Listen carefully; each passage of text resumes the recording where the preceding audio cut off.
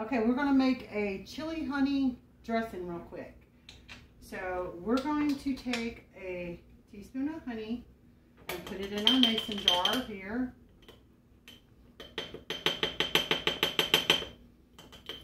Oh my goodness.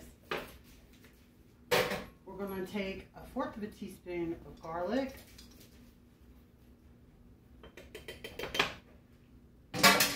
We're going to put a few little scallions in here. And we're going to put some Dijon mustard in.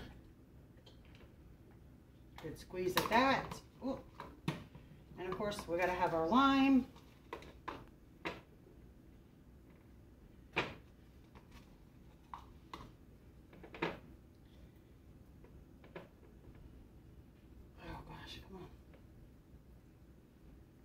There's our lime juice.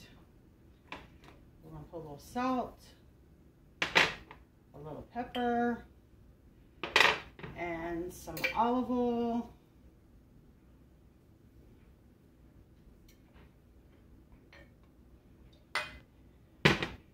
And now we shake. And that's all.